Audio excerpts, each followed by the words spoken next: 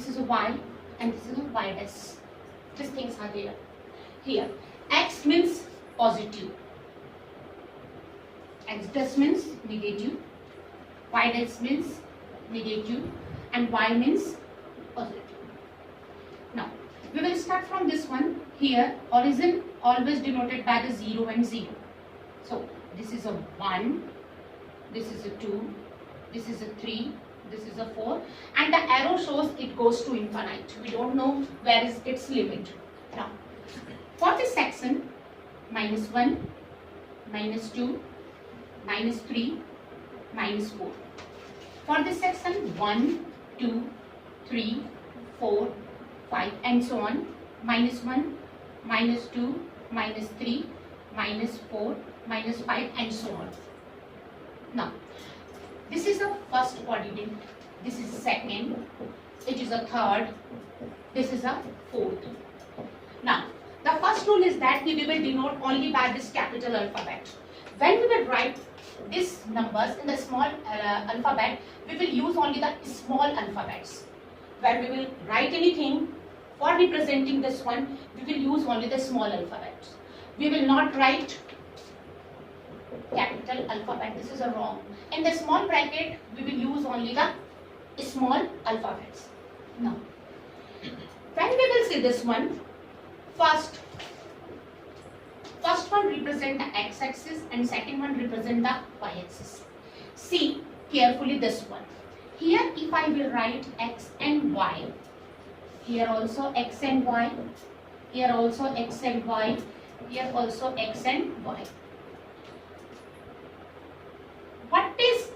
What is the position of x in this area?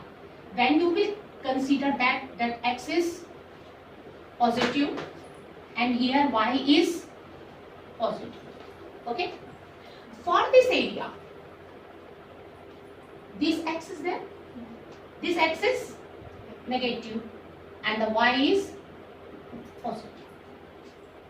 For this area, x is, y is, so this is a minus. For this area, first always x. So we will write first x is positive and y is negative. This is the concept of this one. When we are doing this graph anywhere, scale should be written here. What you will write? Scale. Means what is represented in this 1 unit. What is represented in this 1 unit. Suppose here it is showing 1 unit is equals to 10 kg. So it represents 10 kg, 20 kg, 30 kg, 40 kg, and so on. This is a graphical representation of anything, whatever you want.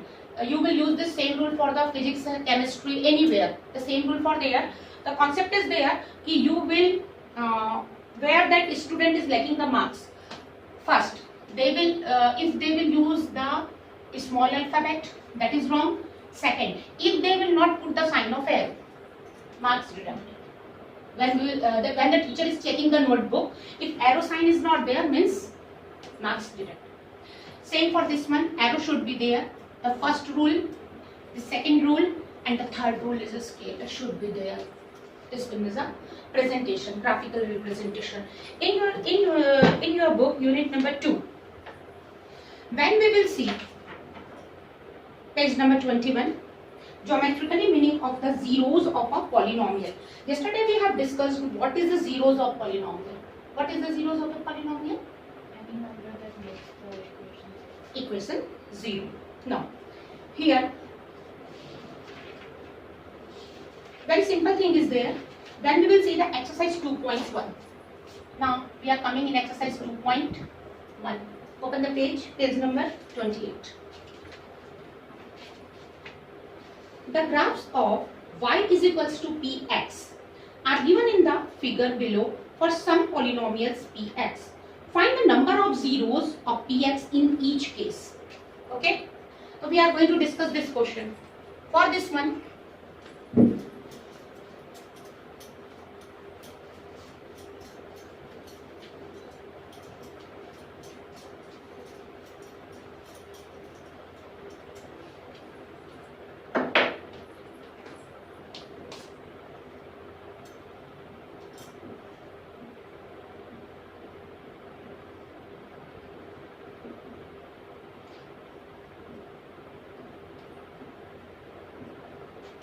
For this one, scale is not given. Okay, because this is already a question is there. Here question is asking कि you will find the number of zeros for px. For px, you will find the number of zeros. Number of zeros you will find out. It is not only that कि number of zeros for only x-axis. It is also for the y-axis. Very simple. आपको इसमें x के लिए zero find out करना है.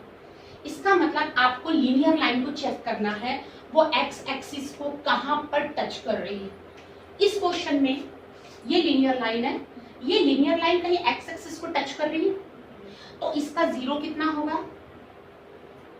Zero, मतलब कोई भी जीरोस नहीं है.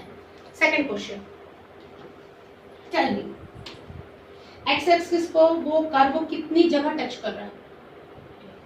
तो how many zeros for this question? Only one. For the next one, how many? One. Nine. Count it properly. Three. So how many zeros are there for that one? Three. For the next question? For the next question? Four. For the next question? Three. Okay. It is not only that it is only for the x-axis. The question, if the question belongs for the y-axis, so how many zeros are there in this question for y-axis? Understood? Y को touch करेगा तो y का zero बनेगा, x को touch करेगा तो x का zero बनेगा. Now, just we will see the zeros of y-axis. First one, how many? One. Second one? One. Negative axis में. And third one? One. Fourth? Very good. The next one? Huh? Only one. And the next one? Again one. Understood? Understood? So x axis को जो touch करेगा वो x का zeros बनाएगा, जो y axis को touch करेगा वो y का zeros बनाएगा. Now the one exercise over 2.1. Only this exercise you will do only how many zeros are possible with the given graph. Any doubt? No. Okay. So you just start solving the exercise number 2.1 in your notebook. Just leave the some pages.